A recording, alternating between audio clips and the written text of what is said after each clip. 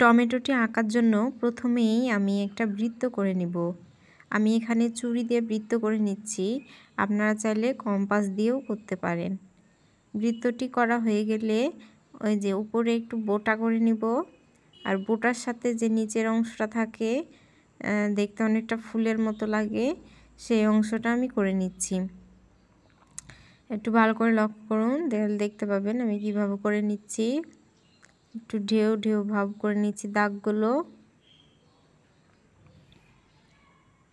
এই দেখেন, এগুলো তো একদম সোজা হয় না, একটু বাঁকানো বাঁকানো ভাব হয়। আমি সেভাবে করার চেষ্টা করছি। এবার ওটা আঁকা হয়ে গেলে আমি একটু জেল পেন দিয়ে হাইলাইট করে নিচ্ছি। আপনারা চাইলে এটা অ্যাভয়েড করতে পারেন। আপনারা কালার করার পরে পেন্সিল দিয়ে একটু সাইডগুলো হাইলাইট করে নিতে পারেন, তাহলে দেখতে অনেক ভালো লাগবে। আমি এখানে আগেই জেল কালিতে একটু হাইলাইট করে নিচ্ছি, ভিডিওতে একটু দেখার ভালো দেখতে লাগবে এই জন্য। এইভাবে সুন্দর করে করে নেবেন। আর আমার ভিডিওটা যদি ভালো লাগে তাহলে সাবস্ক্রাইব করে দিবেন আর লাইক কমেন্ট করে দিবেন।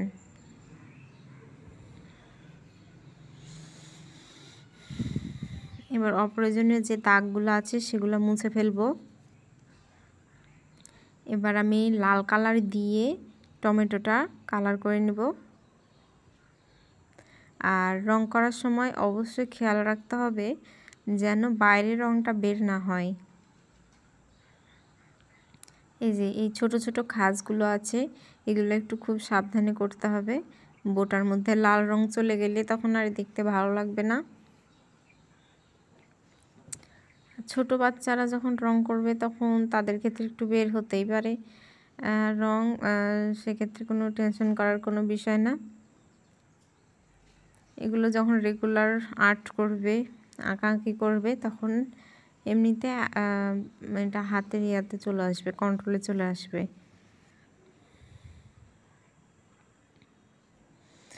এই যে আমি সাইডগুলো আগে রং করে নিচ্ছি। সাইডটা রং করলে কি হয় যে সাইড রং করে পরে ভিতরে রং করলে বাইরে রং বের হওয়ার চান্স অনেকটাই কমে যায়। এই কারণে আমি বাইরের দিক আগে করে নিলাম, পরে ভিতর দিক করলাম। লাল রংটা আমার করা প্রায় শেষ।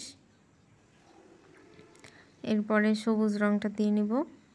এখানে আপনারা চাইলে একটা সবুজ ব্যবহার করতে পারেন, আমি এখানে 2 রকম ব্যবহার করেছি, একটু হালকা সবুজ, একটা গাঢ় সবুজ। আপনারা চাইলে যে কোনো একটাই দিতে পারেন, কিন্তু 2 রকম দিলে একটু দেখতে ভালো লাগে, সুন্দর দেখা যায়। যে আপনারা যদি একটু ভালোভাবে খেয়াল করেন তাহলে দেখতে পারবেন আমি এখানে কালার পেন্সিল চেঞ্জ করে আবার আরেকটা করে কালার দিচ্ছি। এই দেখেন কালারটা কত সুন্দর লাগে।